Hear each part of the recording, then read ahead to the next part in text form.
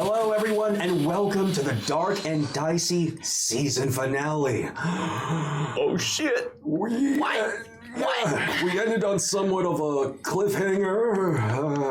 There was a lightning bolt being thrown at some explosives. What do you guys think your chances are? Good? This is fine. Great. Right? I mean, you're like a good 6 feet away from them. I'm sure you'll be fine. Thanks, KG.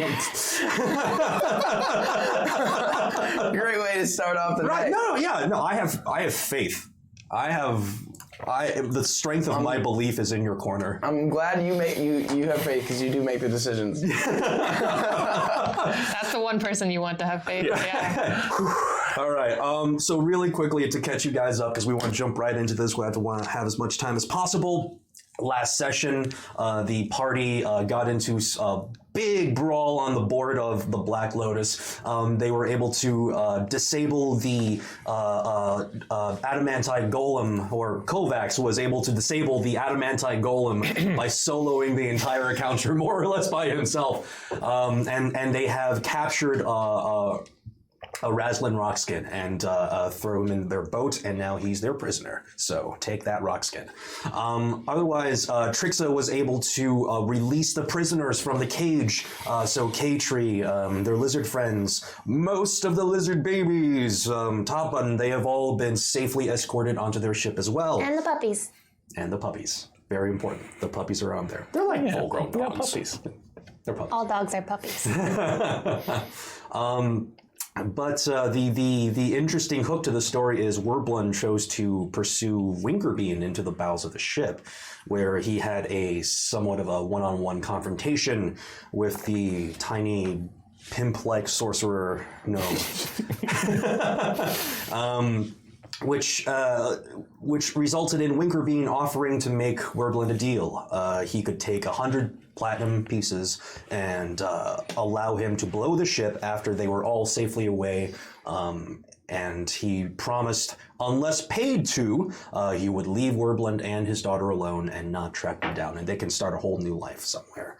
That is not what ended up happening. Werblund chose to throw the money back in his face and... Literally.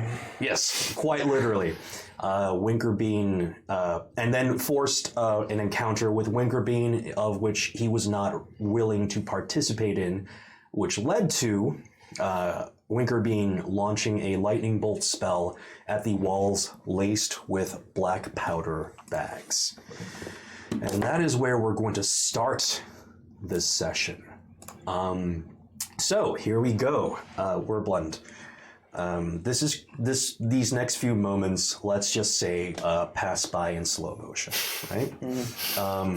Werblund, you see Winkerbean produce the lightning bolt in his hands, and you know what's about to happen. You've seen the black powder bags, and just as he's taking his arm inward to throw it, you see out of the corner of your eye your daughter have also watching this happen.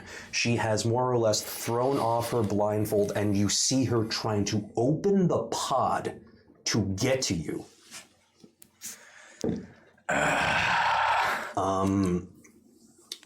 You have just enough time to try to make it there if you successfully complete a dexterity saving throw to shut the pod. Otherwise, she's going to try to rescue you. So, in these precious half seconds that follow, I'm going to ask you to make a dexterity saving throw. I'm going to give you advantage because fatherly adrenaline is coursing through your veins. You probably are not thinking of your own safety at this point. You just know that if your daughter leaves that pod, ill tidings will befall. Okay. I have like 10 d20s on this table. Because choose well. All right, I'm going to choose 2 different ones. Not the big ones. Those are bad. They are bad. Juju. Let's go with... that one's missing. Go with this. Okay. Well, it's It's a nat 20. Hey! First Nice! No advantage necessary. Well, in that case, you just as this lightning bolt, like you can almost, in this slow motion shot, the lightning bolt starts to arc right towards the black powder. You see the pod open just, and you manage to somehow sprint within the heartbeat of this lightning bolt and shut the pod down in front of her. Your daughter places her hand on the glass, and you're able to place your hand there just for an instant before her vision is engulfed in fire and encases the entire outside of the glass. A second later, you sort of blink your eyes. You hear a distant ringing in your ear, but it fades fairly quickly. You glance about you. You're in a very, temperature-wise, you're in a very cool setting. It seems to be fairly dark, lighting-wise. Your vision's a little blurred. You can't exactly remember the last thing that happened. All you can sort of keep in your mind is the image of your daughter placing her hand on the glass. That was the last thing you saw. That was the last thing you remember. Before you lies a grand table that stretches out far in each direction. And a familiar voice chatters lightly next to your ear. You couldn't make out the words at first, but now that the ringing starts to subside, you start hearing this voice. Hey, Werblund, there you are. You turn your head and you see a familiar floating green stone with 3 eyes tilted on the table right next to you. Werblund, it's so nice to see you again. How are you? Did he make that save back then? To remember? He did not, but finding yourself in this place, you do find the memories flooding back of Google MacGuffin. For one reason or another, being here in this place, the memories of the stone flood back to you. You okay there, buddy? What do you think? Well, you're probably a little discombobulated. Why don't you take a second and get your bearings, and I'll explain what happened in a minute. As you look around you, you notice this vast cosmic space. You look up and a sea of stars cloud your vision in an ocean of infinite blackness. You look downward and you see this huge blue orb that is some sort of planet that you seem to be hovering over at this table. You are sitting at this very refined, very meticulously carved chair, just like Google MacGuffin has one too, but he's choosing to sit on the table. And in front of you on this table, it's no ordinary table. You see a vast map of what looks to be the Black Steel Isles. You see a red, fiery explosion caught in suspended animation on one portion of the map. And all the way across the table, you see this dark kind of an entity that sort of manifests as wisps and tendrils of dark, inky biomaterial that you can only see. It's just sort of like fleshy, bony, constantly writhing against his huge throne and kind of spills out onto the table itself. And it's just constantly just sort of writhing like so. Now you're not familiar with this being because you weren't actually here for the session. Google MacGuffin kind of pats you on the shoulder with like the little tiny sword he still has, right? It's like, that over there, you can't really pronounce his name. I don't think I think it's literally impossible for you to do with your mouth. So you can just call him the King of Games. One of the little tentacles sort of goes like this. Is this like a rest stop on the way down? You know what? I guess you can call it that, yes. That's encouraging. Well, I mean, if you glance directly below you, Werblend, and as you do, you see under your chair this circular, you can call a portal, and sort of is like a whirlpool down to some unknown location.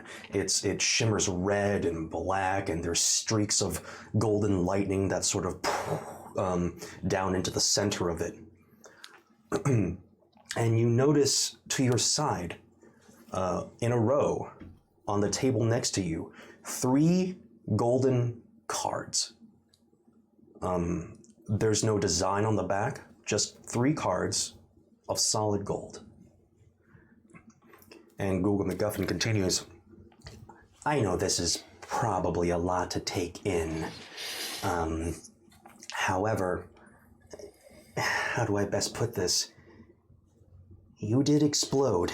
I don't know if you remember, but there was a lot of black powder and there was some incineration happening. And did I take that bastard with me? Well, let's see, shall we? He motions over to the explosion, right? And he looks over to the entity in the corner. King of Games, can we get a visual on the location he was just at? The explosion kind of comes more clear and more defined and travels into view. Enlarges, you might say, on the table in front of you. And almost as if watching a play-by-play, you see from an outside third-person perspective on the events that literally just happened. You see Winkerbean throwing the lightning bolt. You see it striking the side of the ship. And in super slow motion, you see this massive fireball just erupt from the center of the lightning bolt. You see yourself saving your daughter just in time. You've locked the hatch in front of her. You see the fire engulf you. You disappear from under the flames. And the flames also reach Winkerbean. And you see Winkerbean just as quickly as you went to shut that pod. He had reached behind to open his, but not soon enough for the flames not to strike him. And just as this little playback proceeds in front of you, Google MacGuffin seems to be flipping through a couple of papers in front of him without any arms. They're just sort of like shuffling in front of him. It's like, let's see here. Winkerbean, sorcerer. Oh, that explains what happens next. Phoenix bloodline. All right. You'll notice this right here. You see how and as he narrates, you see how the flames hit him just so he starts to disintegrate. Oh, there he goes. The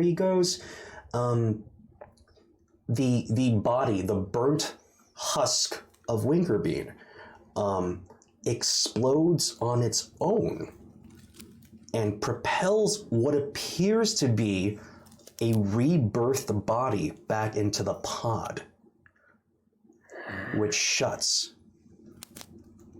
Google MacGuffin stops flipping through his papers, and he says, I suppose that was his fallback plan. I'm not sure how familiar you are with Phoenix-blooded sorcerers, but they have this habit of coming back from the dead once in a very long while, and I'm guessing that's what he was counting on. However, there is good news. You see those 3 golden cards you have? And if you were to pick them up, they're very light in your hand, they're very rigid. It doesn't even say anything on them, they're just these 3 solid gold cards. You see, I made a small wager with my friend, the King of Games there. Is he a gambling man? Oh yeah. Yeah, he loves that stuff. I mean, you should see the way he actually plays this game with all of you. And there's numbers and random outcomes involved. It's crazy. Anyway. Like rolling a die? I mean, that's a very caveman way to put it, but in essence, yes.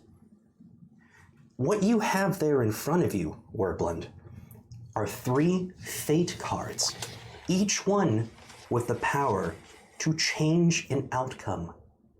My wager with the King of Games is thus. He thought that your end... Sorry, that's the word. He thought that you had finished providing what you could to this story. He thought that it was your time. My wager is that you have more to offer this story. Now, look into the middle of the map there. In the middle of the Blacksteel Isles map, you see just this huge whirling pit of darkness. You were informed of Zudun, correct? The great evil that your friend Dwight, little tiny air quotes, spoke of. That, my friend, is what we call a game ender.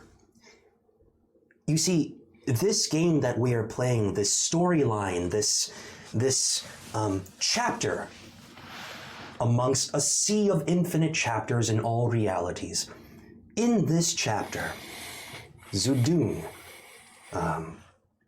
has the ability to spread to other games. If we do not stop this entity, not only this game, but hundreds and thousands of others may come to an end.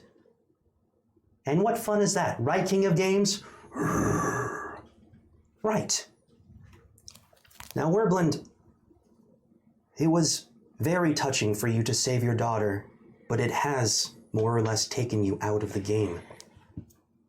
But as long as you hold those 3 cards, you may play with us here. You can still help your daughter. You can still help your friends put an end to Zudun. And after those 3 cards are used up, well, he motions below you. Then it will be time to face your final end, whatever shape or form that may encompass. But as long as you hold those 3 cards, you can still change fate.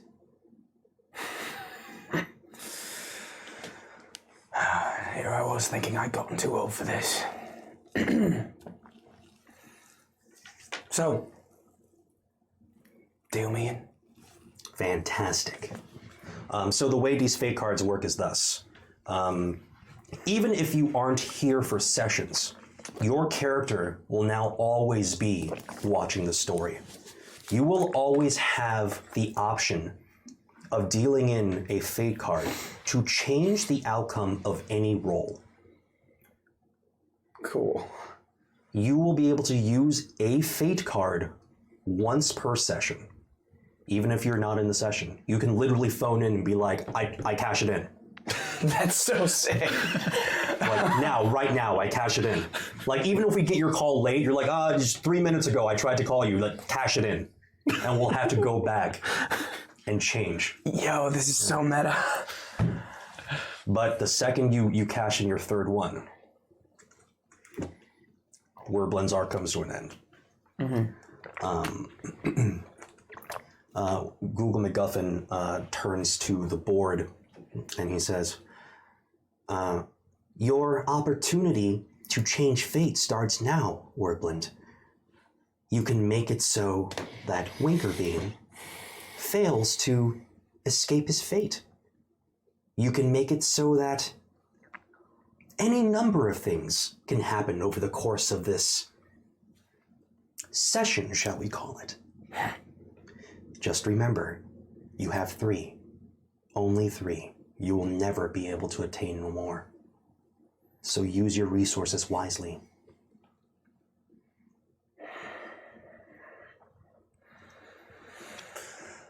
Let him go.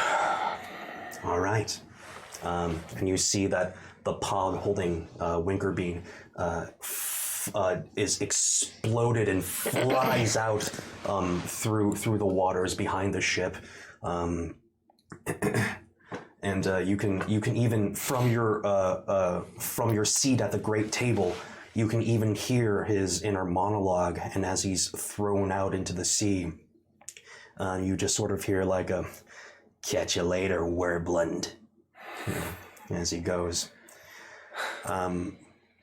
So sitting at the table also affords you a couple of other quote unquote advantages, right?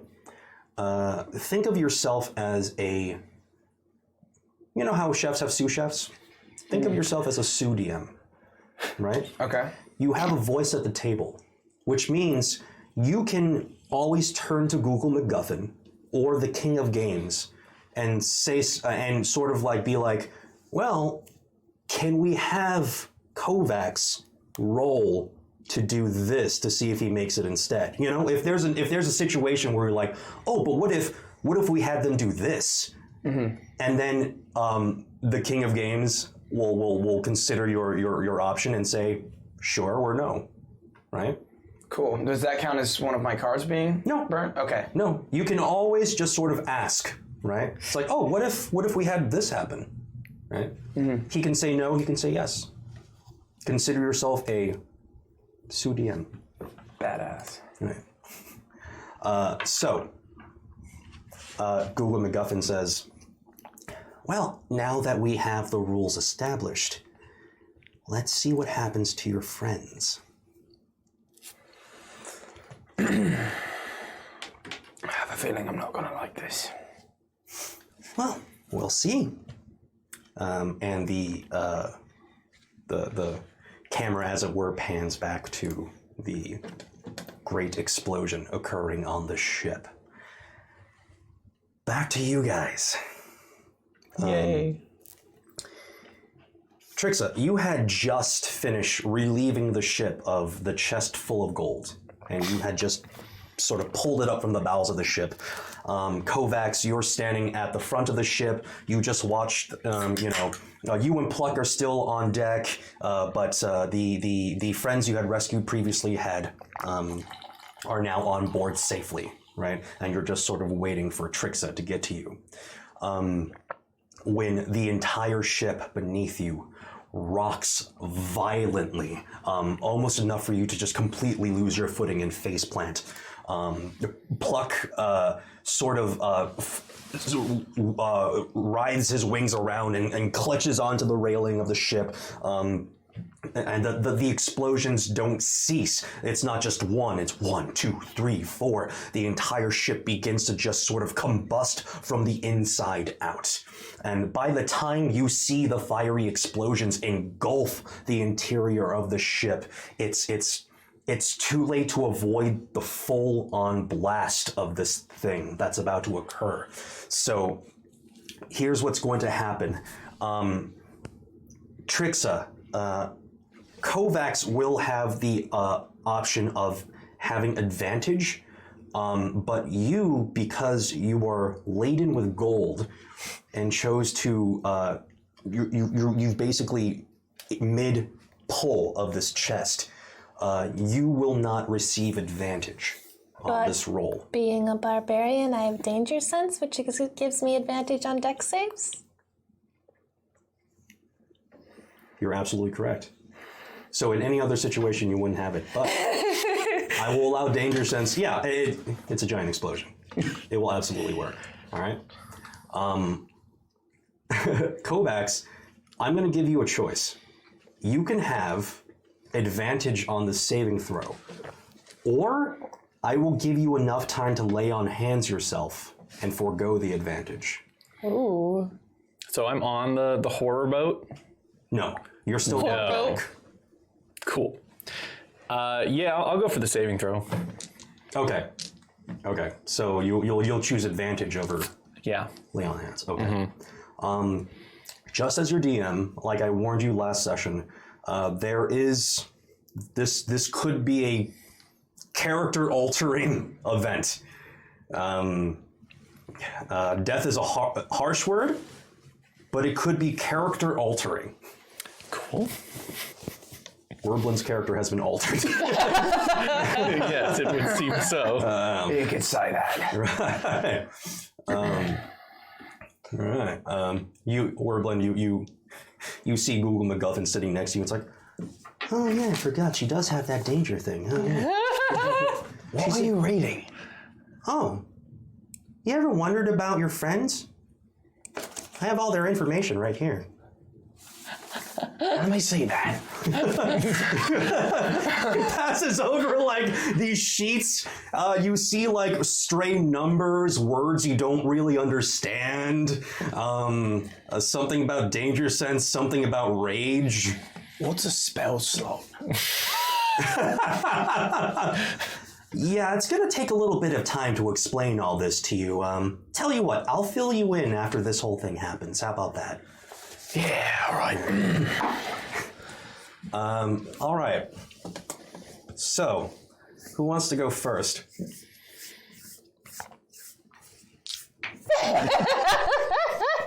Okay. Wow! Bless advantage. Yeah. So that's going to be a 25. It's a dex save? The dexterity. What was the other one? A 1. Oh! Okay. It's like, I have to burn a card already. Right. Kovacs, you make it. You're able to leap off the boat just in time. Action movie style, the huge explosion right behind you, and you dive off the boat into the waiting body horror that is the ship below you. Trixa.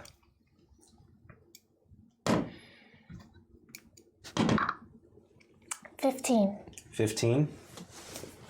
Okay. Before I tell you what happens to you, I'm going to oh wait, I have Nate's number. Right. Right. Before I describe what happens to you, I'm going to describe what happens to Pluck. Pluck is unable to escape the ship in time without suffering some of the, or a lot of the explosive damage that happens behind him. So you see him being blown off the ship instead of jumping off the ship. Granted, after he is blown off the ship, he does land in your boat. He's singed, and he's messed up, and we'll see how badly in just a second after damage is rolled. And he's very still, and you can't tell how okay he is. Uh-oh. Trixa. You will the chest of gold, unfortunately, will not be able to make it with you. I know. It's very heavy. You just can't get it off at the same time to save your life. I apologize. We're going diving.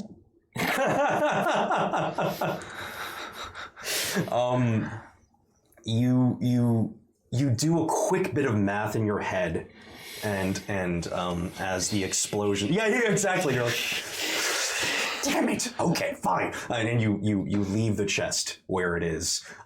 Your hand lingers for like a microsecond, like, and then you start racing for the edge of the ship. And as fast as your feet can carry you, you even notice Azaz begin to wrap around your skin, putting more power to your legs, and each step becoming more powerful than the last. Literally, it's not so much you running anymore, it's Azaz dragging you via your legs, desperately trying to get off the ship in time. The explosions that are rupturing the ship behind you start to catch up at a very blinding pace. You look behind you, you look ahead of you, the math in your head begins to jar and it starts to not add up. There's too much space in front of you and there's not enough space behind you. And in this small windowed moment, you're sort of taken into the back of your mind just for a split second. You see the image of Azaz as a little cat at your feet. And once more, he places his paw on your foot. It's a very comforting gesture. And for the very, very first time, you hear him whisper to you with words. And all he says is, I'm sorry, Trixa. Azaz wraps himself around you like a protective blanket, and the explosion engulfs you.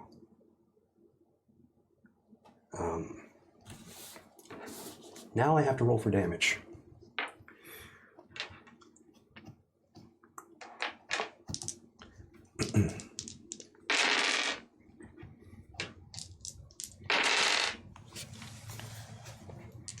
Stop.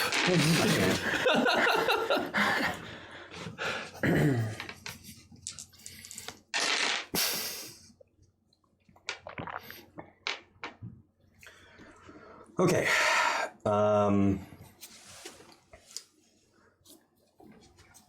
It's 49 points of damage total. So it wasn't as bad as it could have been. 49 points of damage. What was your HP at? 59. So you see this flaming ball of black stuff being shot into the air and lands in the water next to your boat. Uh-oh. And immediately after it hits the water, the flames go out. The shadowy kind of goop that engulfed Trixa sort of fades from her skin and just sort of liquefies and trails off into the water. Trixa, you lose consciousness for just a few seconds in the air there because of the concussive force of the blast, but you awaken in the water, ears ringing, vision blurred, and a little cold. Now, obviously you're in the water, but interior-wise, a little cold. You can't immediately get a hold of Azaz, but you are more or less, though singed and exploded a little bit, you are alive and okay. and you see the horror boat next to you. Korth and Anya are over the side, like waving you over, trying to pull you aboard, and it's not too much effort for them to get the boat over and start dragging you on board the ship. Kovacs, you're okay. Pluck is not waking up. A quick check of his vitals tells you that he is alive, but he is not waking up. He is in a very, very bad condition. I would like to lay my hands upon him. You do so. Roll for... I think I can just drop Just pick how many he wants. 30 hit points into the guy. Whoa, we have 30s. Yeah. All right, so he gains 30 hit points? Yes. All right. So you see the most grave of the wounds begin to close itself up. Exposed muscle, bone just sort of reknit itself back together. However, because of the concussive damage he suffered, he's still not awake. He is out. Werblend, Google MacGuffin turns to you as this is happening. Anything you'd like to change, Werblend? They all made it, didn't they? More or less, yes. Live to fight another day. Good start to the game so far. Well, minus the you part that happened. Yeah, sorry about that then. Real smooth there, Rock Boy. Yeah, I am a polished stone. Bollocks. All right, and as you continue to watch, after they rescue you from the water, Trixa, the boat itself begins to speed away from the Black Lotus, which is still exploding aggressively behind you. Kovacs, since you still control the horror boat, I need you to make a dexterity saving throw for the boat. As it speeds away, the remainder of the Black Lotus goes up all at once like a massive, massive bomb. It's a nat 20. Hey! That boat is doing good. All right. The boat, it's like a chase scene across the water. The Black Lotus shatters and explodes in this massive mushroom cloud. The shockwave of the explosion chasing your boat across the water, gaining up on it just barely at its tail before the ship manages to outspeed the rest of the shockwave and make it skids across the ocean into safety. Yes! Oh, yeah! Sorry. Google MacGuffin's like, you want to see that in slow motion? That was awesome. Oh, hell yeah. he just plays it back for you. It's like, oh, it almost gets it. It almost, oh, there it goes. Yeah! Kovacs! Woo! Look up. I'm like, no gods. Remember, no gods. No gods. That's weird. That's weird that happened. Huh? Go. You got any drinks up here? Oh, yeah. Hold on a second. You like Old Famished? It'll do. Yeah. It's gotten really popular in our circles. He pours you a cup. You see that even the King of Games has this like big gulp. And where exactly does he put that? Oh, he has something like a mouth. You don't really want to look at it though. It causes mortals to vomit. I'm not trying to be rude, but you two are really some old company. I'm not saying you're wrong. So he gives you a glass of Old Famished. Let's see here. All right.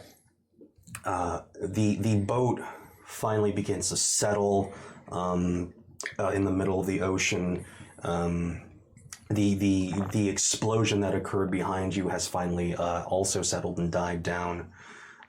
It, of course, took the rest of the Thismanar fleet with it. Beautiful. Those are now safely at the bottom of the ocean. And you now finally, you just haven't had this moment of peace and quiet in a while, but this calm silence settles over the boat. And you have a moment to think. Trixa, are you okay? Trixa? Huh? Well, you're alive. Yeah, So that's something. I think I'm okay. Where's Werbland? Did you see him? He went downstairs on the boat. Oh, there's no way he made it. Tough luck, compadre. Shit. Google's like, they think you're dead. Granted. Well, Wingerbean must have gone with him. He was down there, yeah. But his daughter. I don't know, I didn't see her. She must have been on that ship. Damn it! We couldn't do it.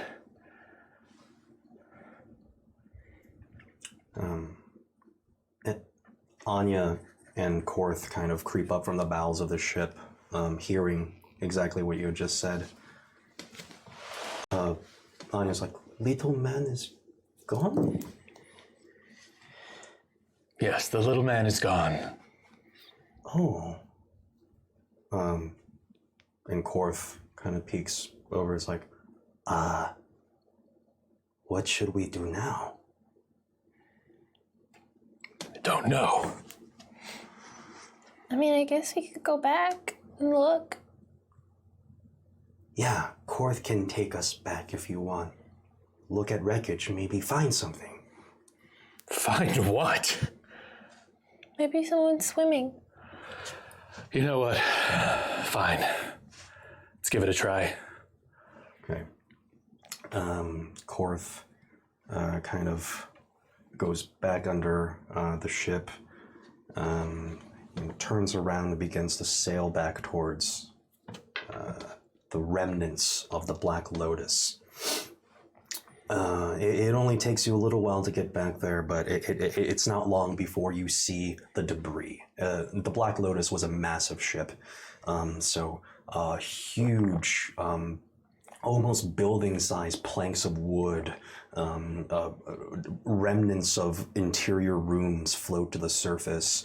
An empty chest wherein gold used to sit bobs up and down in the ocean, now completely vapid of coinage. It's probably just a giant nugget, though, down there now. How deep can this boat go? Let me check. I asked the boat how deep it can go. It's like a question mark, like phrasing. No, it's it can go fairly deep. Not like that boat. It's just like, but it can explore the depths of the of this current part of the ocean. Yes. So if you really want to later, you can try to go for each piece of coinage that was scattered to the ocean depths. Let's see. Just here for the coins, right? Just the coins. Okay. Yep, I see how it is. You know, maybe we should look for... We don't see any sign of movement. As you get closer to the heart of the wreckage, you start noticing, while most of the ship has more or less exploded, the base of the ship that Pluck had chewed a hole through is still somewhat, not intact, but still in a 1 or 2 pieces, which signify where the ship used to be, right? Both of you go ahead and roll perception. 17. 17. 8. 8. You're just still a little too distraught by the sheer amount of gold you just lost today. But Kovacs and Werbland, obviously you won't need to roll to see this. You just see it happening. All knowing. There is a floating piece of debris that does not look like the others. This one has this layer of what looks to be glass. It's cracked and crumbled and almost in tatters, but it is still in one piece, this glass covering over this pod, and it is floating just calmly in the water. You can't see through the shattered glass. It's too burnt and too cracked. But this pod just does not look like the other pieces of debris. Warblood, you know that's your daughter's pod. They don't. Trixa, do you see that? Yeah? Right there. Glass? What is that? It doesn't look like anything I've ever seen. I don't know, like a big jar or something? A big boat. Go.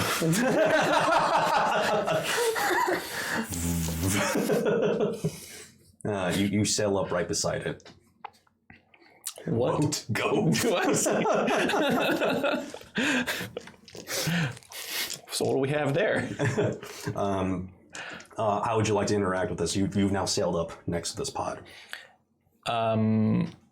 Can I see in it yet, or is it? No, it's like completely like the glass is scoured with burnt marks, and it's cracked in a way that you just can't make out what's inside of it.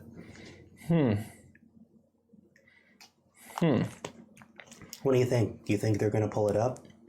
They bloody better. They don't know what it is. Maybe I am a control freak.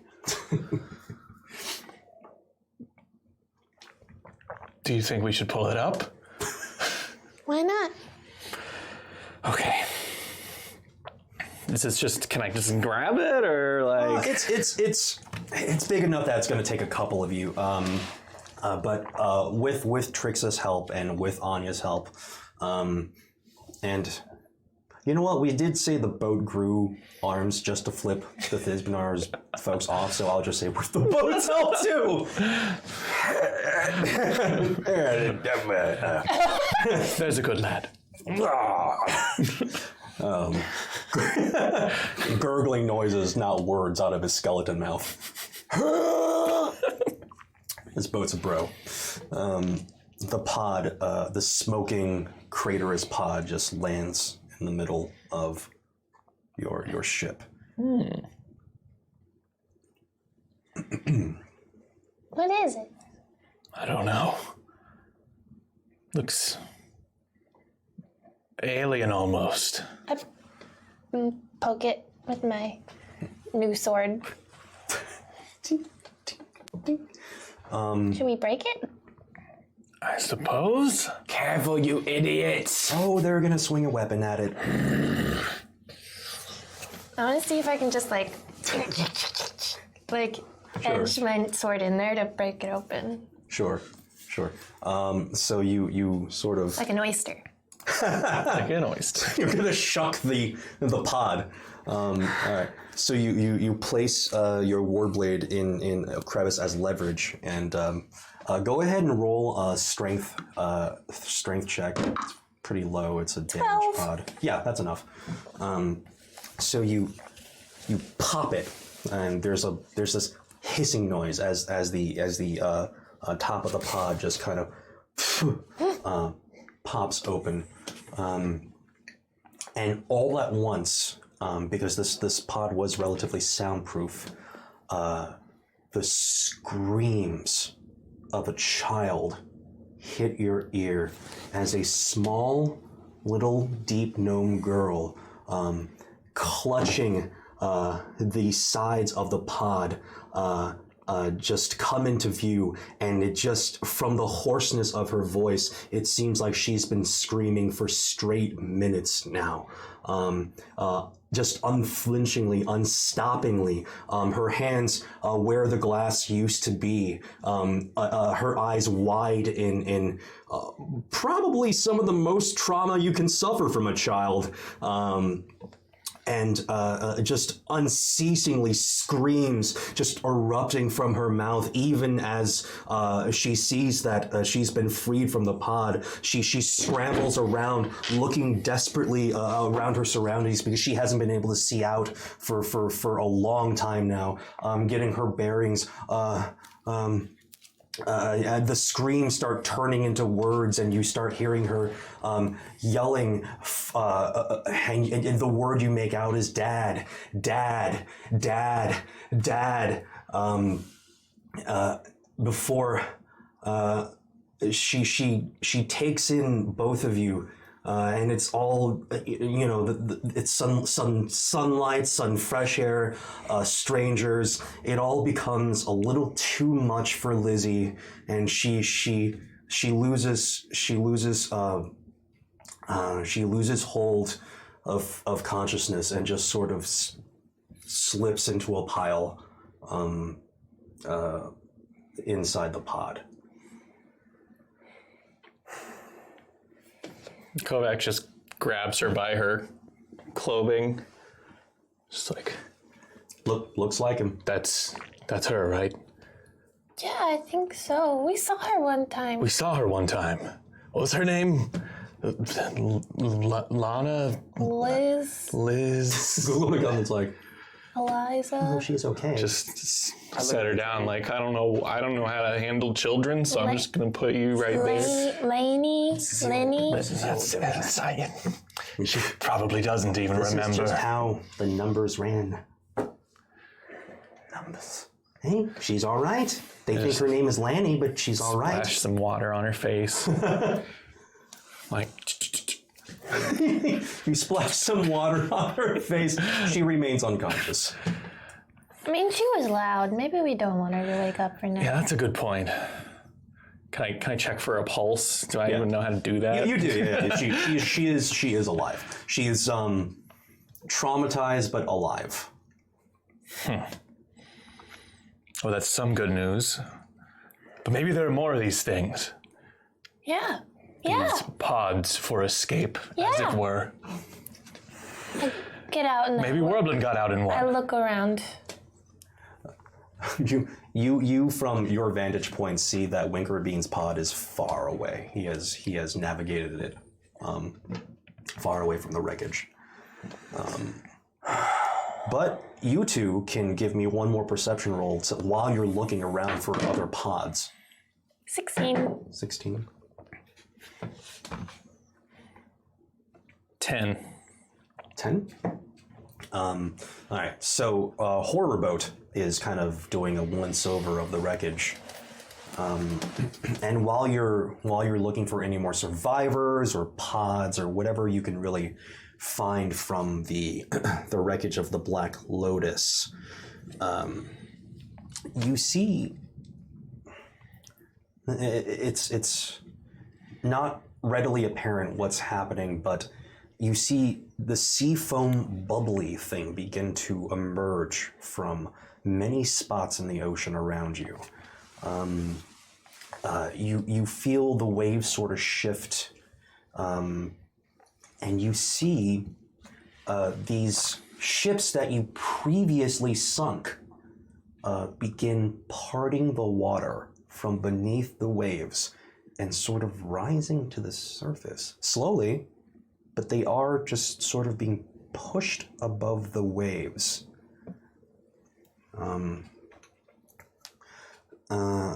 In your vantage point, Google MacGuffin tells you, it's like, well, with all the stuff that you've been doing, you and your friends, this was bound to happen. You aren't the only enemies Allhaven has. You'll see what I'm talking about in just a second. The ship breaks the water and fully unsubmerges itself. One ship, two ships, two more ships. Back up.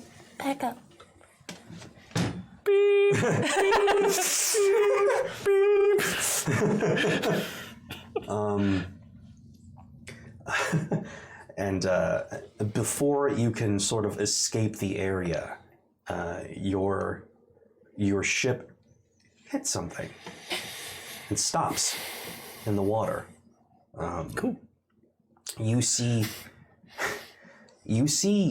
this blue scaled hand, laden with claws, reach over the side of your ship, and from the depths of the ocean begin to emerge the Sahuagin. The same Sahuagin that all of you encountered when you first landed on the island. Many of these Sahuagin look somewhat emaciated. They have not been feeding well, but they are still terrifying beasts.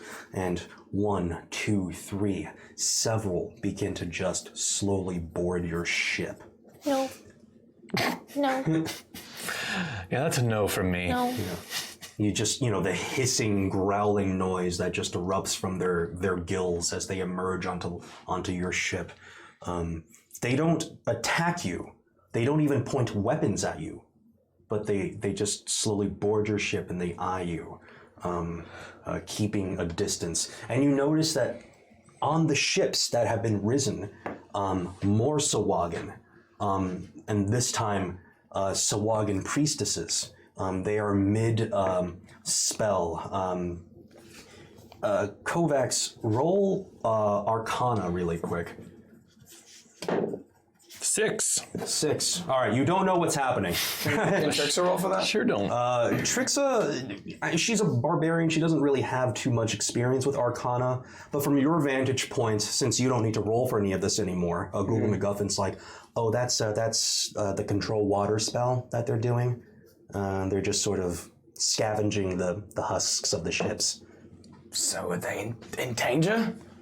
Just keep watching. I think it's going to play itself out pretty interesting. Well, if you know everything, why don't you just tell me that? I don't know everything. That's why we have to watch. Well, that's his job, isn't it?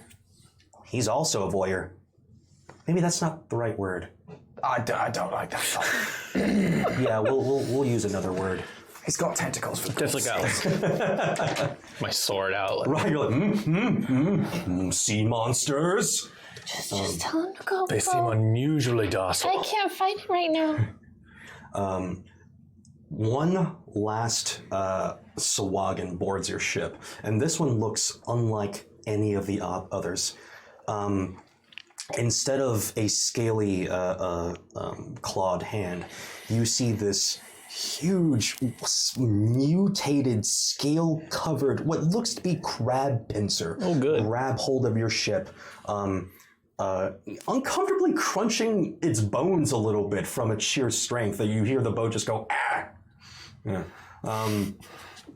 It hurts. Stuff hurts. And this 7-foot, what appears to be were shark, a Sahuagin were shark, boards your boat.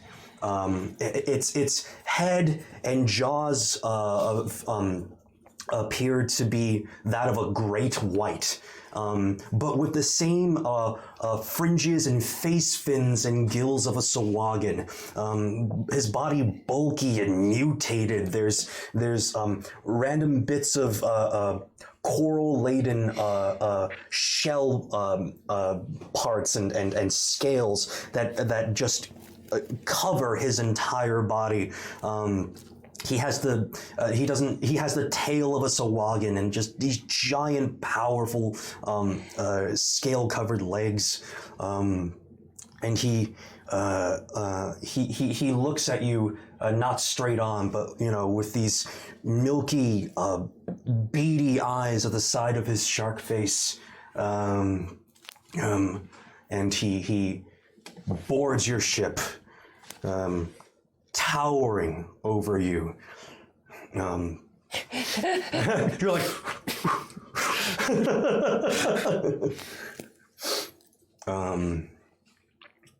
and in this weird, craggly voice, you hear him speak.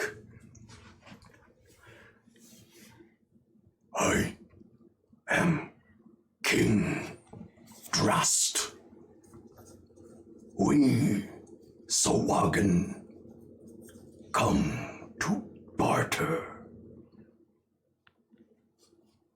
or what?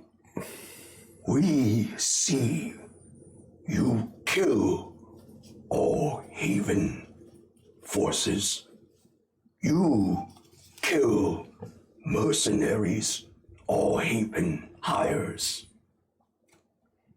We kill all Haven forces. We kill all Haven mercenaries. We have bargain. Could you speed it up? Common very difficult. You speak Sawagan? So what do you want? I'm going through the sheets like, you got numbers on this guy. Come on. so Google looked up and it's like, well, his name is King Dross. Yeah, I know that. He leads the entire Sawagan around the island. I figured with the king thing. Oh, what do you want to know? I'm trying to look up some. You got the numbers. Oh yeah, here you go. So he hands like the sheet to you, and again, it's filled with numbers and words and things like blood frenzy and like I know what some of this means. What's Constitution? Oh, just you know how like sometimes you drink liquor and sometimes you feel okay and sometimes you get really drunk. What are you trying to say? Well, you failed a couple of those in your life, is all I'm saying. Explain later. All right, so Dross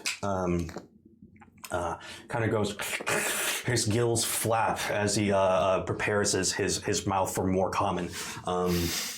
It's hard for sharks to speak common, man. It's difficult. We, Sawagan, want hunting grounds back. We want to eat. We want to kill again. All Haven, take hunting grounds from us. The darkness inside ocean, take rest of it from us. And when he says darkness, he points down below the waves, and you remember Dwight showing you that a good portion of the seafloor has been consumed by Zudun's power.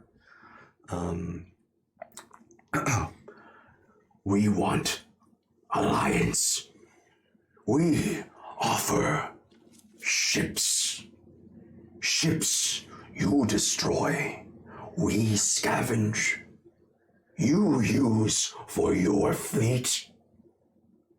We take care of naval forces in water. You invade on land. You promise to give us hunting ground. We promise to not interfere on land in future. Just so I have the world state figured out, is Allhaven not, or the Blacksteel Isles not completely just screwed with undead and stuff, or is there actually there's still some living? They're still mostly now contained within Fairheim and Allhaven.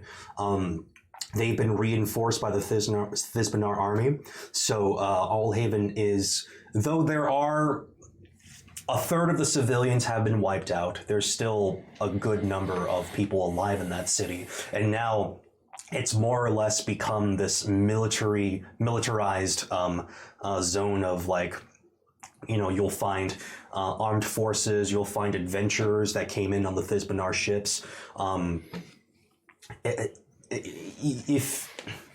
It's not so much that you wiped out all living things already.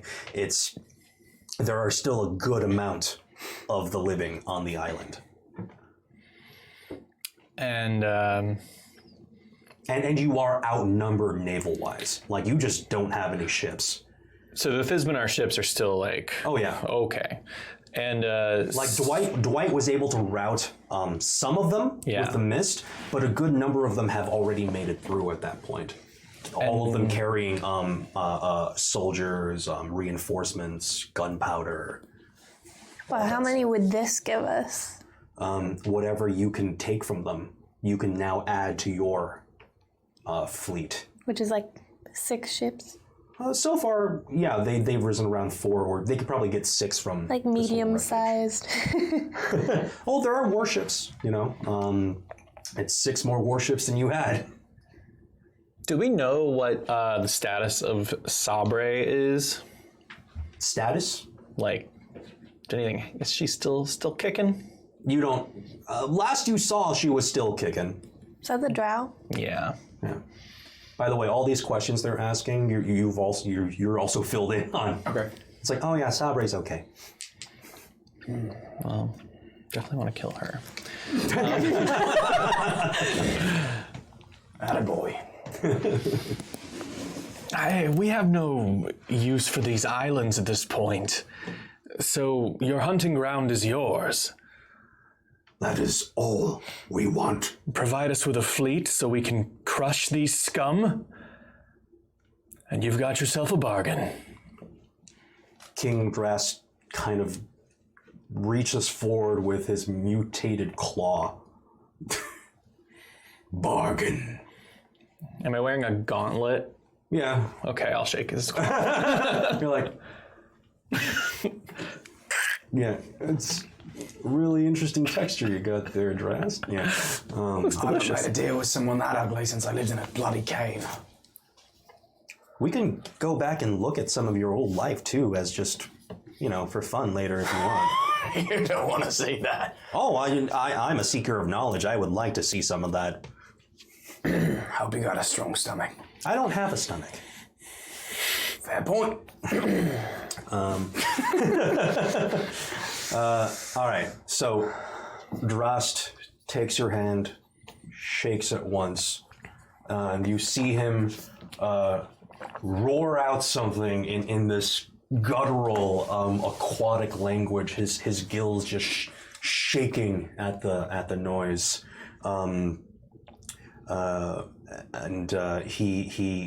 his soldiers start jumping back into the water, and he turns to you and he's like, We set up war camp on beach outside of your dungeon.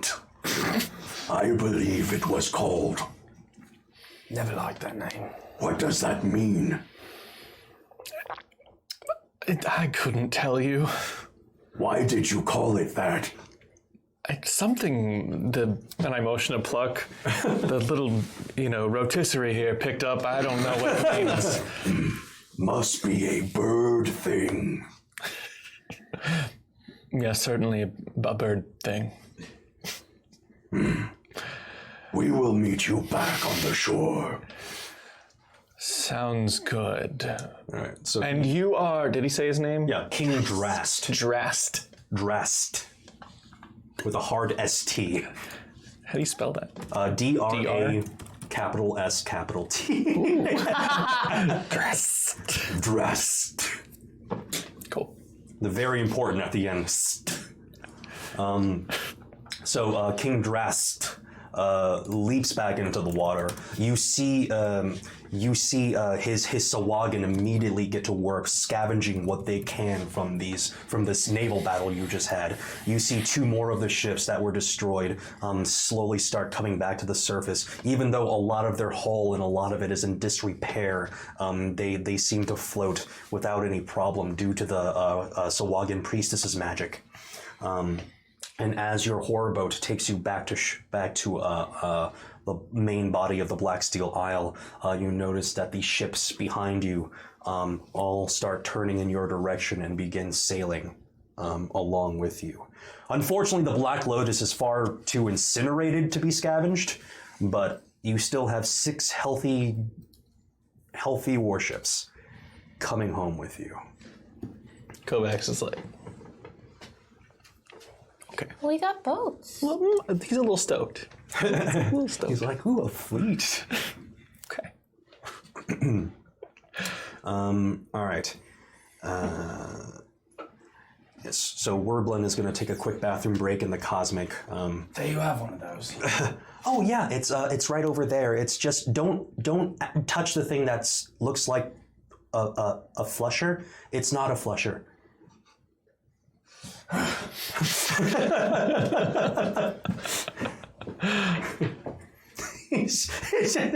Leaves is like, I really hope he doesn't flush. That would be apocalyptic. Do I still feel cold? Yeah. Am I dry yet? You are dry. It's just, you've been living with this presence inside you for so long. It's quiet. And it's a little unnerving because of the amount of time you've spent with Azaz in your head.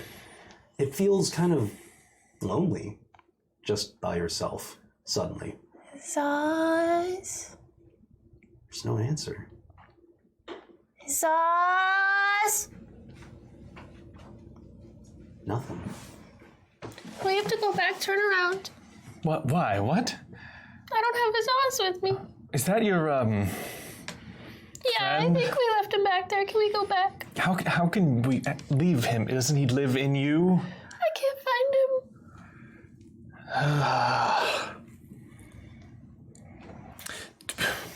Do we have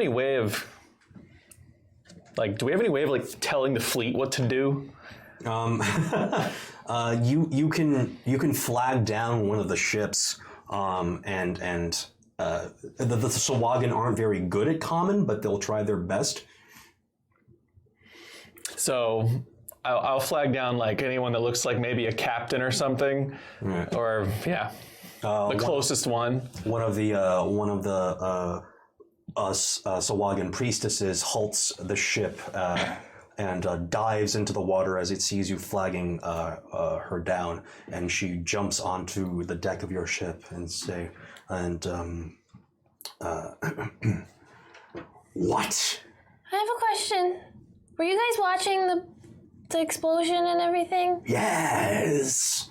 Very bright and pretty. Did you see like something really dark and demon-y come out of it? It'd be really dark. Maybe purple. Purple. Maybe a cat. Maybe shadows. Cat. Maybe smoke. Maybe tendrils. I don't know. She's trying to sort of comprehend what you're saying, and it takes her a second. We saw you fall into water. Yeah. We saw darkness fade from you, but evaporate very quickly. Nothing sink into water. Did it go in the air? We cannot tell. Do you want us to send scouts to look? Yeah. We are just looking for darkness. His name is Azaz. Darkness has name. Azaz. Okay. He might look like a cat. I don't know. This priestess doesn't know what a cat is, and is probably too embarrassed to ask you. It's like, Okay. Azaz cat. We will go look. and she turns to one of her underlings and screeches in her native tongue, and two lean-looking Sawagan dive into the water and race back towards the explosion site. They're very fast swimmers. If can find, will find. Okay. Anything else? That will do. Yep. Yep. Good. Did I see Trixa? Yeah. You saw the same thing. It just sort of it slid off her and just sort of evaporated into non-existence. I don't know if I want to tell her that. To be honest. You're just looking at her like... If anyone can find him, it's them. Yeah. Okay. All right. So you continue on your way.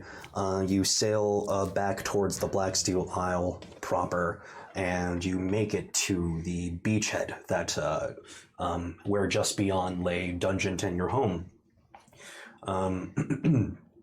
And right before you land,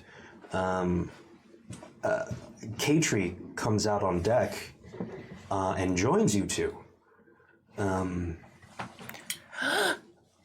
Is Snack okay?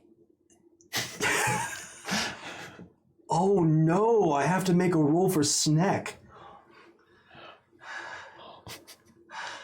He would be within me somewhere. Yeah. I'm trying to decide if we need to make a roll for Snack. No. Snack would have been protected by his Oz. Okay. Snack is fine. I'm okay. Everything is under control. It's been 10 minutes. 10 minutes ago, I started casting Speak with Animals, and now I'm speaking with him. And I'm just like holding him. Yes, I I am okay. Our friend protected us, I think, and now I don't know where he is. Was that the terrible evil I felt protecting me? Yeah. Oh, Wasn't he nice? yes. Terrifying, but yes. I don't know where he is. Oh, I've had him here for like 10 years. I'm sure you will find him, or he will find you again. That is what friends do. Wait.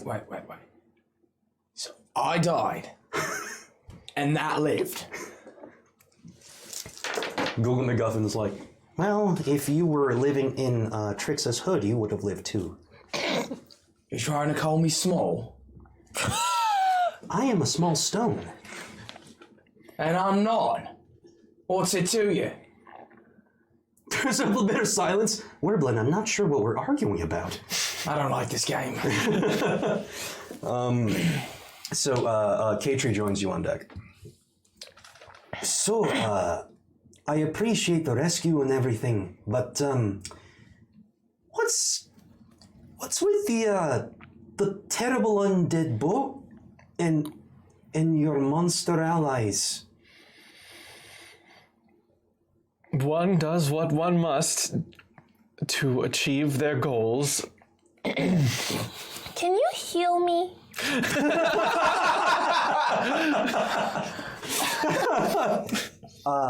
First of all, yes, let me get to that while you continue to explain to me what you mean by that.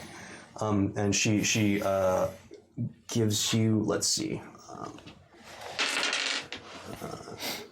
11 points of healing. Okay. So, again, granted what you just said, but that does not explain the thing we're riding on. And, your monster allies. It's been an interesting few months, but It seems like it. so there's this individual named Dwight, Dwight. and the island used to belong to him. Like, real estate wise, or He controlled all of the individuals that lived here, inhabited it, go on. and we seemed to have a common goal: destroying Allhaven. And so we became allies, and he happened to have some unusual powers that he shared with us. Is your friend a necromancer? Is that what it is? For the record, I never supported this. Katri's like, No, not in the most literal sense, no. But he can do that. and me children, where are they? Where are the children? What children? They're the orphans. Oh! Right? They're in The our orphans. dungeons. Excuse me. We made a new orphanage. Ah, that's right. I'm training them to become noble, valiant paladins, such as myself. What was this about a dungeon? Well, it's a new orphanage. You We rebuilt one. are you saying me children are in a dungeon? No, that's With why a it's called necromancer. dungeon, because it's not a dungeon. As you guys sail into view of the Death Scar, she just sort of uses her eyes and sees the big towering skeletal monstrosity that is the entrance to your dungeon. Yeah, that's Is that it? That's it. It's very safe. They're It's only really- unsafe for unwelcome They're visitors. really happy there. Look at the bones. Yeah, they get to learn about anatomy. Keeps intruders away.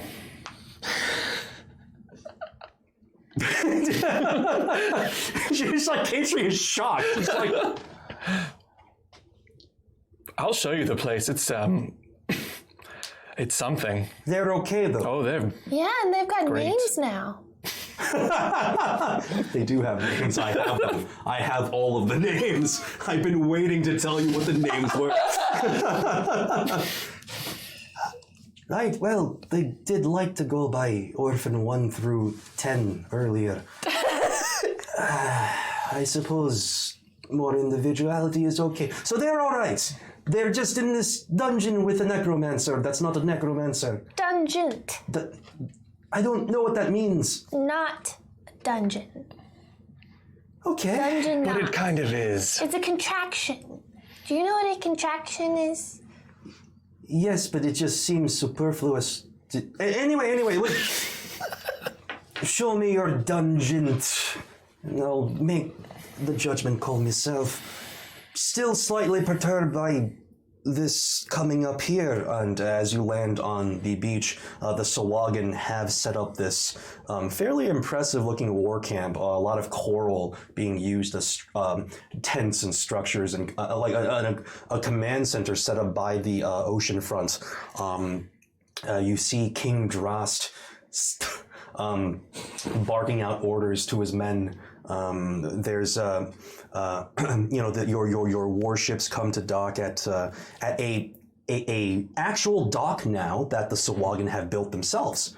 They're fairly industrious when given a goal to work towards, and not just your 6 warships, but a few other ships that had been sunk by them over the course of this campaign while you weren't looking up. There's been our ships that have tried to come in and they've sunk themselves just by their very nature of being terrible sea monsters. So you have around 8 fully functional warships at your command. I like it. At your docks. By the way, when you sit back down, Google MacGuffin turns you. You didn't flush the thing, did you? I don't think so. Huh. We'll find out in a couple sessions if you did. I told you not to flush it. I didn't. Okay, good. Then we have nothing to worry about. Think. It pointedly looks at you. Am I getting side-eye from a rock right now? The best I can, yes. It has to tilt its entire body. Gods, and I thought I was ugly. So you too. You have a low image opinion of yourself, Werblin. Come on.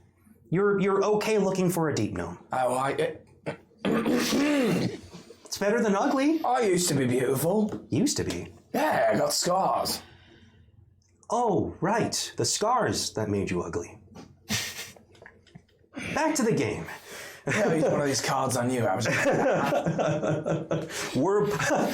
Google MacGuffin thinks I'm beautiful. Why don't you roll for that rock? All right. So, the ship docks.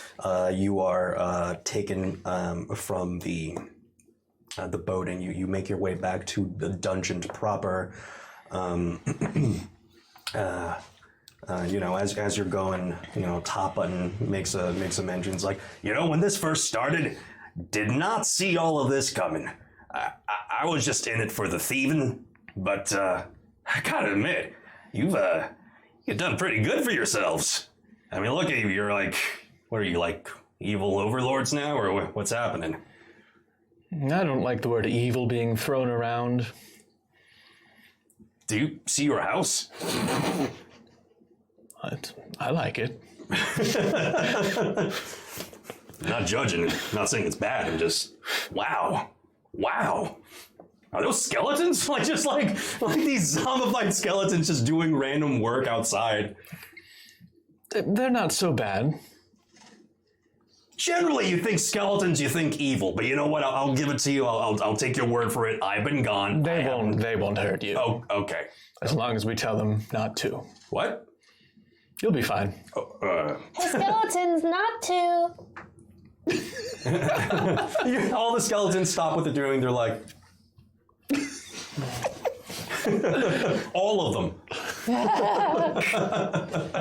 In formation. Creaking. Right. All right. So you make your way back inside the dungeon proper, and as you descend the levels and you take your employee's entrance back to the lair, Dwight is waiting there. Not exactly open armed because he doesn't have arms, but he does seem pretty glad you are back. So, I watched as much of that as I could through the scrying glass. I'm sorry about your friend. It seems he did not make it out. You saw what happened to him. Before the massive ball of fire engulfed him, yes.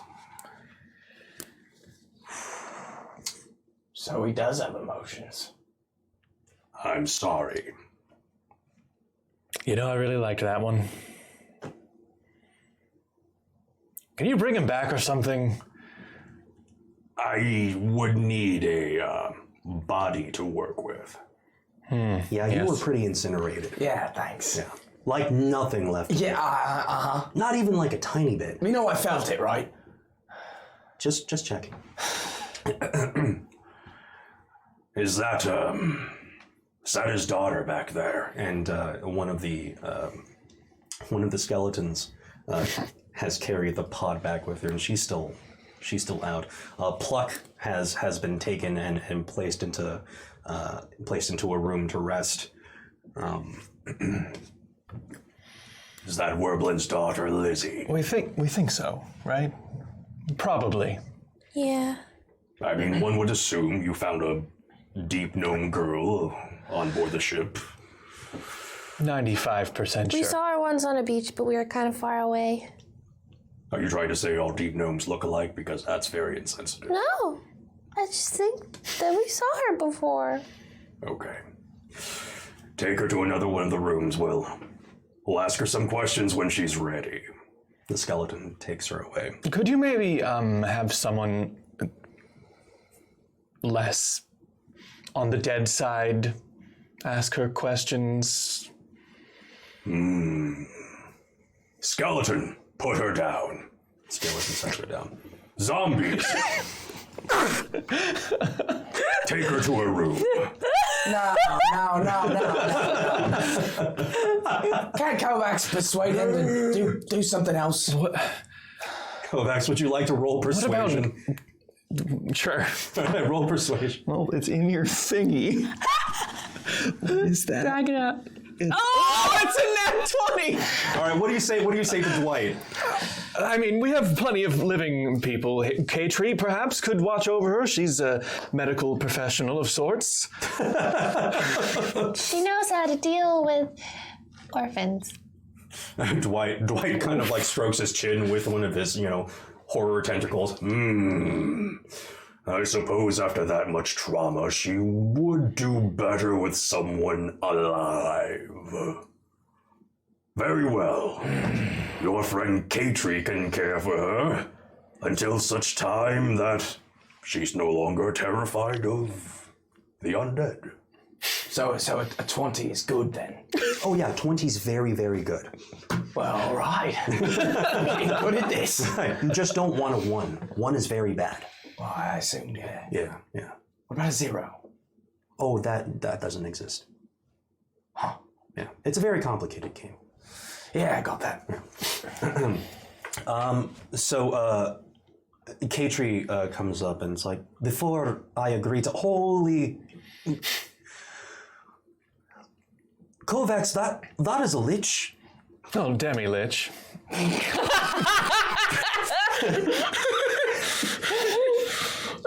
That's worse. That's so much worse, Kovacs. That's so much worse than a lich. Huh.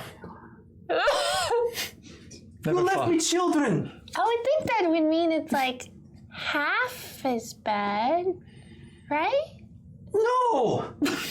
No, Trixa, it's so much worse than a lich. Hold on. Oh, I'm sorry. I just need a Doesn't moment. Demi mean I half? just need a moment. Dwight turns to you, he's like, she's right, though. It's way worse. It's way worse than a lich. He's been nice to us. I'm awesome. He has been nice to us. Let me just have a quick aside with your friend. I'm sure this is very overwhelming. You are a demi-lich. I know what I am. Your kids are fine, all right? I have acquired the services of your associates to help me very simply purge the living from the island. What? No, that's not... That comes off very aggressive, and I understand. I'm saying all I want to do is to kill all the living on the island. It's okay, Katri, we can leave. We can leave. Yeah, So we're safe. yeah. Yes, you And the orphans and the orphans and help me out. all the animals. Okay, fine. Really? Yeah. Fine. All the animals. Did you bring 3 dogs in here? Yeah. Oof. One peas in the corner. Skeleton, clean that up.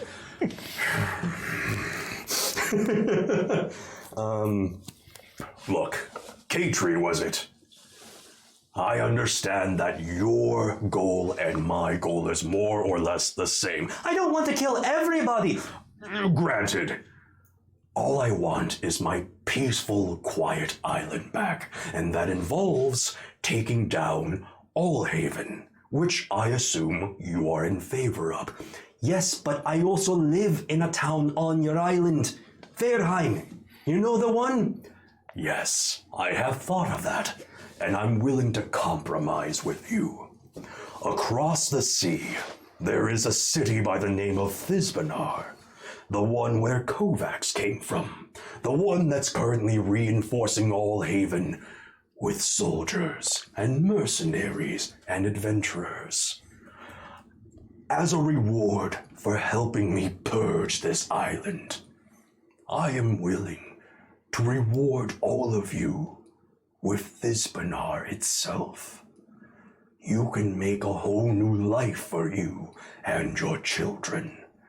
All I ask is to be left in peace afterwards. Katri takes a moment to consider.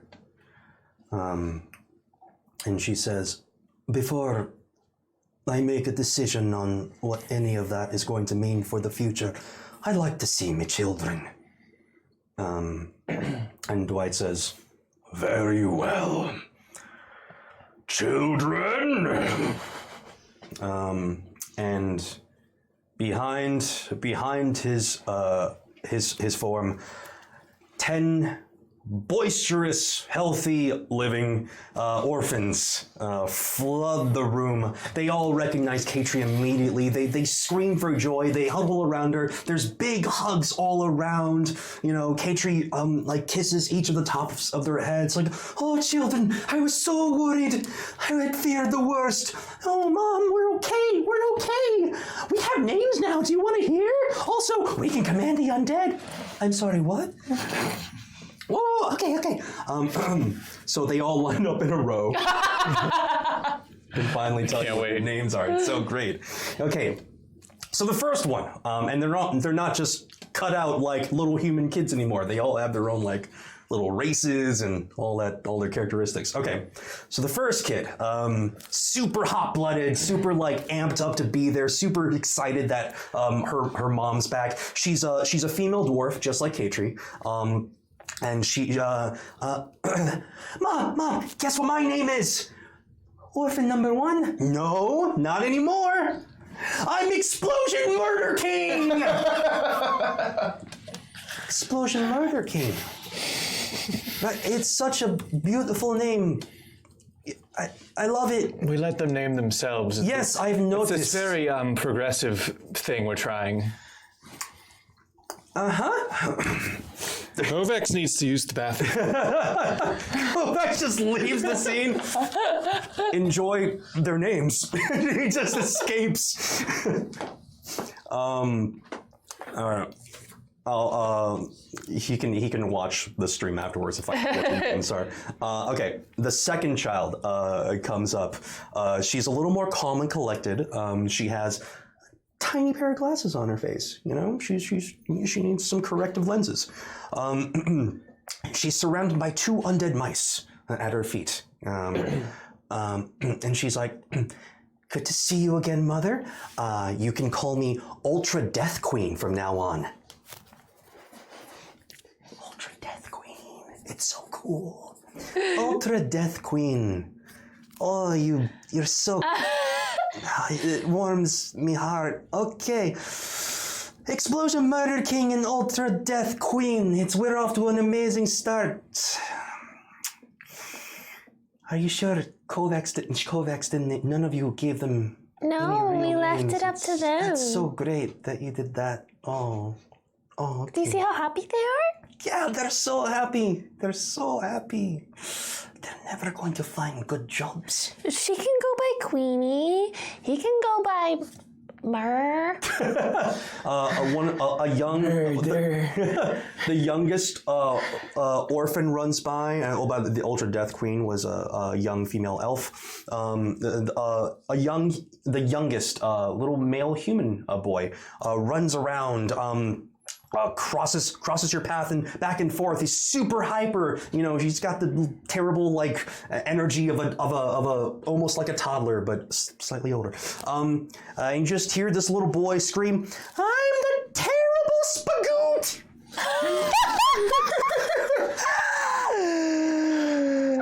Kaiji just can't hide the face palms. Like, "The terrible Spagoot, yes, is the part of your name, dear. That's my first name." So great. That's Terry. How many did I miss? You missed 2. Okay, There's one young female elf named Ultra Death Queen, and a young, the youngest of the orphans, a male human named the Terrible Spagoot.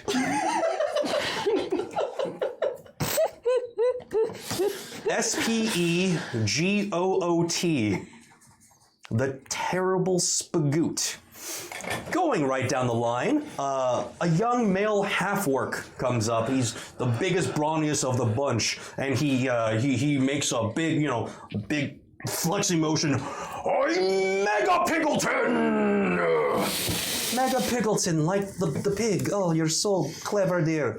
And the next one in line, she's a young female tiefling. She just way more collected than the rest. A little older of the bunch, and she's like, "Hey, Mom, I'm still Allison." Oh, thank goodness. Bless you, Allison. Bless you. I liked Allison. Great. So Allison, the 6th orphan walks up. It's a young male turtle. Awesome. Wow. "I'm Shell Knight Supreme." Holy shit. Oh, you should have. Allison was great. Shell Knight Supreme. We're back to the 3 words, but it's great. Yeah. K-Tree, come off the high and mighty condescension thing, would you please? You have 1 word in your name. What about Hyperion Hell Phoenix? Would you like us to call you that? I'll get back to you. Google, what's the over-under on one of them having 4 names? Let's see here. No, it looks like the most is 3 words to a name. Nah, Dren. Yeah, I'm sorry. Maybe next time. I'm sure they'll collect more orphans throughout their travels. And technically, Lizzie... But she's a 2-namer. Unless you count Wire Cheek as 2... Did you have to point out that she's an orphan, like? Well, I guess technically she's like half an orphan because you're doing this whole incorporeal, not yet dead thing. So there's still hope. It's fine. It's fine. Let's get back to the game. Next in line, we have a little female gnome. Crazy pink hair, crazy eyes, and she's like, "Hi, Mom. I'm Necro Tinker Sugar Fiend." Ah! That's 4 names for sure. Actually, technically, Necro Tinker is 1, and Sugar Fiend is 2. Wire Cheek Sugar Fiend. Bloody hell! Friends with you. That's amazing. Another child comes up. This one, a half-elf male, is wearing these weird furs around his body. Not so much walks up, but like kind of skitters up on all fours and goes like, "Oh, what did he say?" Since you speak with animals, this child only speaks in Sneck now. And his name is Prince Sneck. His name is Prince Sneck. Prince Sneck. Yeah. Oh dear, he's royalty. Oh, my heart, it's so touched. I don't know if he's supposed to be the child of Ultra Death Queen and Explosion Murder King or... Prince Sneck's like... Okay. Skitters away. And of course, number 9, sass. Still sass. Nice. Consistency. Number 10, she walks up and she gives like a little curtsy. This is the one that Amanda sort of interacted with at the forge. The one that was really intrigued by the screaming face. And she gives a little curtsy. She's by the way, Sass is human female. This is a half-elf female. She says, "Good evening, Mother. You can call me Sovereign Bloodscream." Sovereign Bloodscream, I've missed you. Does she look more evil than before? It's just a relative term. I'm really sick of it being thrown around. While you're explaining to her, figuring out who she is. while you're explaining to her, just off to the side, you just hear her go. You see, she has plans. She's going places. She's so happy. Google MacGuffin turns to you. She's pure evil. What does that mean? Oh, she's the worst. Just the worst. You know how Trix is pretty evil? Yeah, in a somewhat sense, I suppose. Way worse. Way worse. Is she plans for them? Well, no, not for them necessarily, but she has plans. I like her. So those are the orphans. Katri gathers them all up in her arms, and she's like, I guess it could have been worse. They're alive, they're well, they have names. So, I suppose thank yous are in order. Dwight. You're welcome. Yeah. I'll tell you what. I'll take you up on the offer of making a new life in Thizbanar, as long as my children don't have to be involved in your purging process. Dwight answers back, I was never going to send your children into battle. They are tiny children. They probably couldn't kill anyone.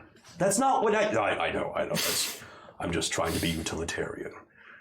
Now, if you want, I can show you to your rooms. There's one more orphan now that needs caring for if you feel up to it. Yes, the deep gnome girl. She's going to need a comforting ear when she wakes up, and someone, I suppose, has to explain what happened to her dad. I'm on it. Show me where she is. So, the zombie sort of comes over and is like, "Her!" Oh, bless him.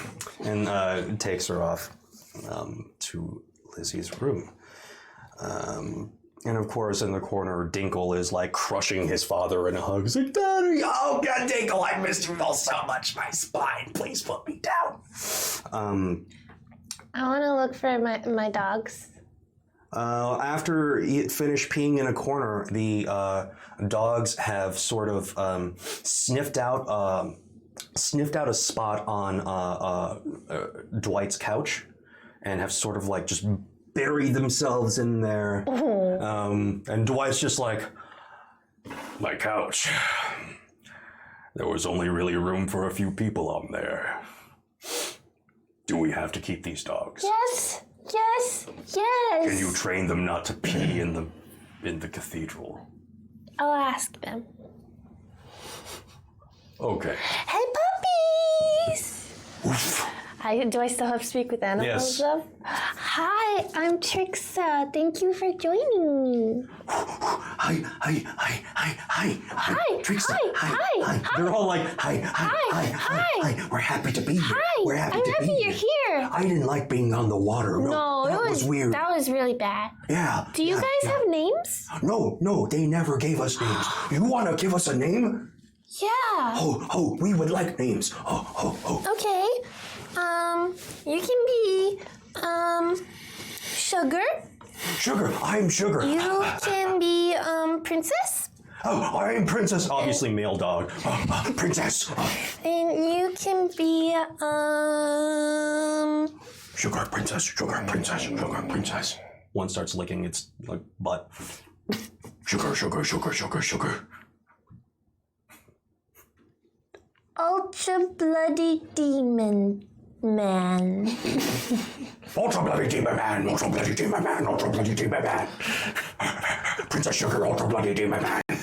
Yeah. They're all whapping their tails around. And Dwight's like, the bee thing. Oh, and guys, do you if you could, while we're living here, if you could just go outside whenever you need to pee or poop, that would be great. Outside. Yeah. It's just right out the door and then come right back in for all the pets and all the jerky. Oh, okay, we'll do that. Okay. We'll try to remember. Okay. Great. Try to remember. All right. That's definitely 4 names. So that's all. That's 4 names. I guess he counts as an orphan, right? Yeah. Yeah. I guess if technically on a very technical. You owe me one. You do. What could I possibly give you in this weird cosmic space? Another drink. Fine. She pours you another old famished. Do you have anything with more kick? Like alcohol? Well, yeah. You're like half dead. You're not even gonna get drunk. Perfect time for a drink then. He gets some. He brings this jar with just 3 X's on it. All right. Okay. This is from a plane of existence. Let's just call it E-Arth. And they make something called a moonshine. Moonshine, all right? Moonshine. It's a apple pie moonshine. Here. Pours it in. I knew there'd be a bar at the end of the world. And it's delicious. Apple pie moonshine is amazing. I don't know why it's not the national drink of this country, but it's amazing. Was that in character? I was going to say. No, it's not in character. It's not in that character. just KG? As the DM, apple pie moonshine should be the national drink of the United That shit's States. delicious. It is so It's good. so good. It's so... Anyway. That's just my opinion, damn it. All right, so Dwight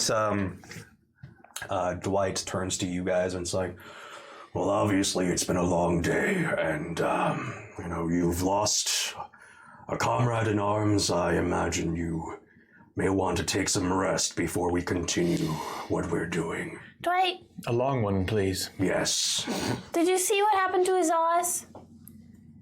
Your demon, no, I'm afraid I'm not sure what's happened to that inky black thing.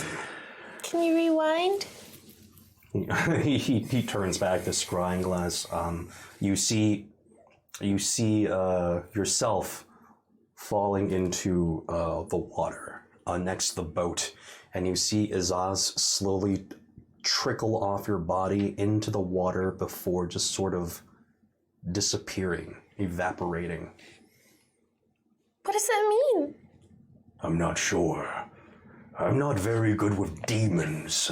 You Dead would things, think sure. you would. Why? I don't know. Dead people, sure. Demons, don't touch them. Am I aware of his fate?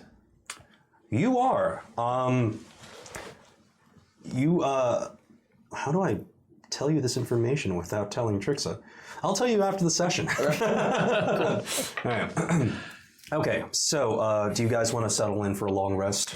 Yeah, but first, before the rest, I want to pull a journal out of my bag that I've been filling in every night with everything I can remember about Google. And I give it to Kovacs, and I'm like, here, you might have like big blank spaces in your memory, and that's of Google, and a lot of stuff happens, and I just wanted to write it all down so you can go over it and like know what happened. This goo-goo thing you guys keep talking about. It was like a big deal. Google McGuffin's like, oh wow, she remembered me. Just like flip through the pages and I'm like, That's crazy. Not a lot of people remember me. we had a what now? We went to like space or something, and then we like fought Thizbanar armies. It turned into and Lucian, and they like. Why do I turned sound into like that? bunnies. I don't know. Why is this to say Pluck told Pluck made it Kovacs happen, to yeah. sound stupid? Yeah. I'm going to kill him. Well, you can read that all before bed tonight. So Oh, I kicked your dad's ass. yeah. You absolutely did that. All right. So it's been a really long day. You guys settle in for a long rest. Restore your HP, get your spell slots back, all that good stuff. And while they're sleeping, Google turns to you and it's like, you see how all their stats are going back up? That's why it's important for you mortals to sleep. Are you kidding me? No, that's what happened. Life is weird, right? It's all math. Yeah, everything is math. What about us here? Oh, we're math too. And who's watching our papers? Huh. I don't know. King? That's alarming. All right. The next day dawns. We only have a little bit of time left, but I want to get this in. You guys awaken to the sound of a voice you're not familiar with, ringing out in the cathedral. She seems to be having a conversation with Dwight. Dwight, come on, if you use this little piece here, maybe the zombie wouldn't be so weak, you know? No, I've tried it. They just explode. No, you use a little bit, not too much. As you come down from your rooms, you notice fairly handsome, classically handsome gentleman. Short, dark hair, fair-skinned, sharp features, 5-ish to 6 feet tall, just well-dressed, right? Spiffily dressed. He seems to be working on an alchemical project with Dwight, and they seem to know each other. And they're just hunched over a table working out some whatever alchemists figure out. What if we were to use a drop of this wormwood? No, I've tried it. It makes the zombies smell better, but they don't last as long. Oh, hey! It looks like your associates are up. Hello, associates! And Dwight just kind of was like, hello, everyone. It occurs to me that you don't know each other. Do you want to introduce yourself to them? It's like, yes, you can call me the Alchemist. And Dwight just goes like, okay, you're not gonna say, okay, just call him the Alchemist. Yes, it's like a full dead alchemist because I am dead. I am a vampire. He's old friend of mine, from across the pond. Dropped by because he heard that I was back and working on stuff. Yes, I heard that you are about to purge this island of life. I didn't know you were going to throw a party. You know, I heard that this terrible necromancy magic was happening, and boom, I knew my old friend Dwight was back. What happened to you anyway? I got locked in a coffin. What? I got locked in a coffin. It was a big adamantite coffin. It was magically sealed. You got locked into a coffin? I get locked into a coffin all the time. Hey, we have so much in common now. Anyway, yes, I am old friend of Dwight's from back in the day. We used to work on alchemy zombies together. We traded notes. It was great. I heard you guys were up to some fun shenanigans, huh? Trying to purge this island of life. Heard you lost a friend recently, sorry. But seems you've done well for yourself. Why do you look exactly like me?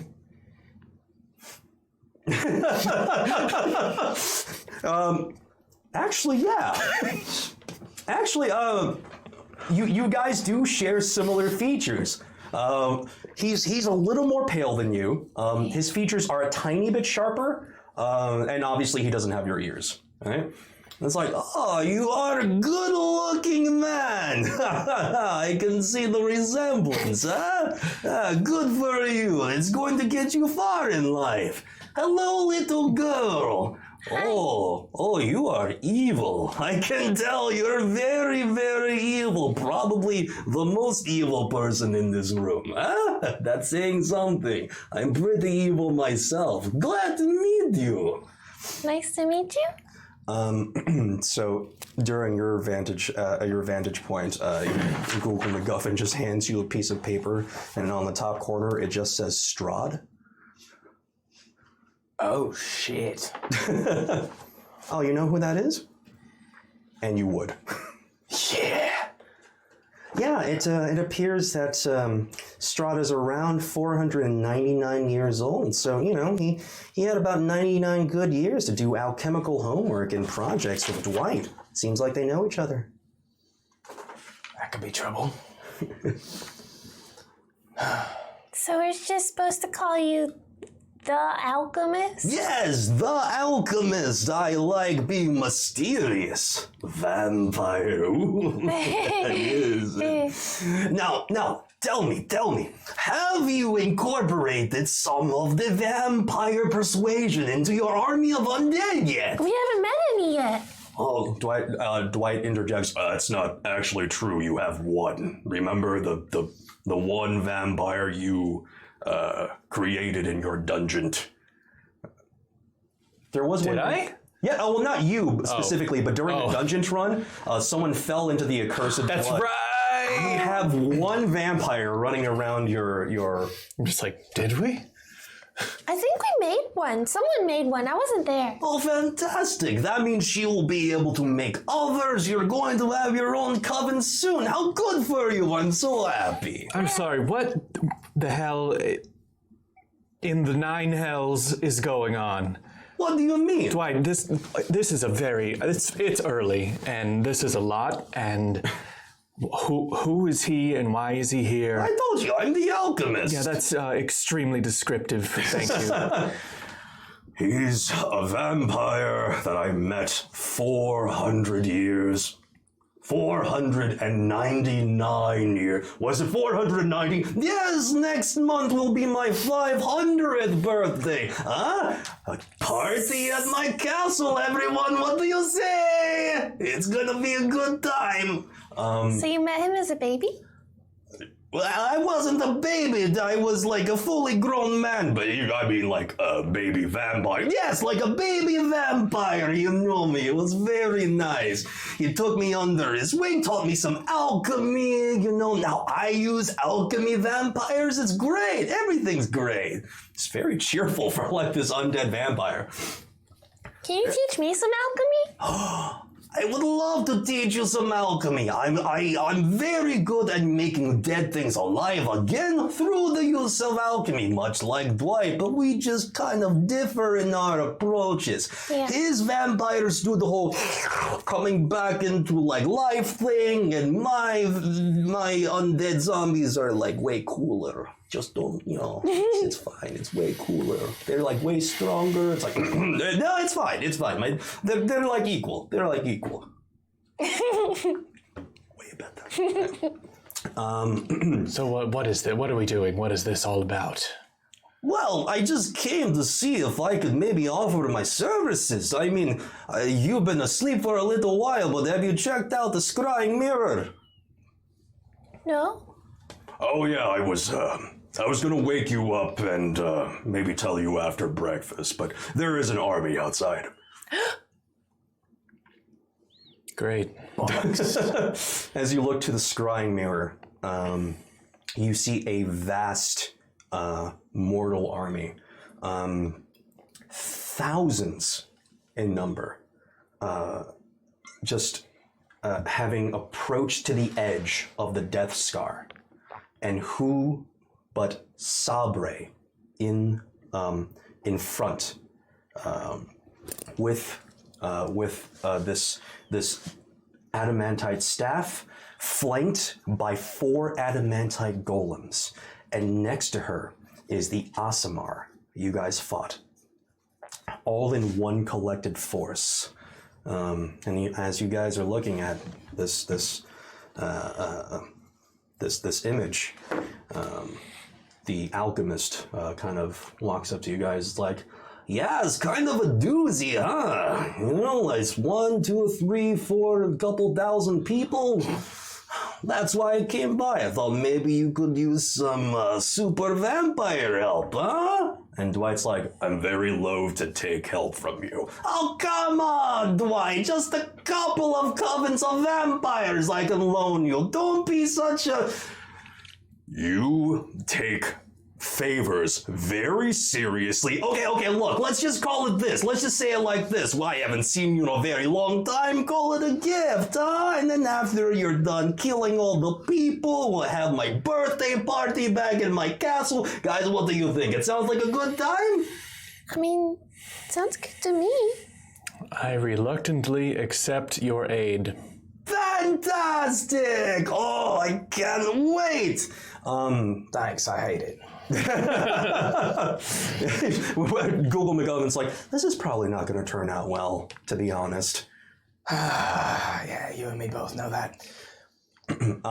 And there rings a horn from the approaching army, and you can hear it through the scrying glass. And Dwight, sorry, that was a little fluff. Dwight turns to you and says, it seems they wish to meet and diplomatize. So, how shall we go about this? And that's going to be the end of season 1, with the enemy literally at your doorstep, and Strahd hanging out at your house.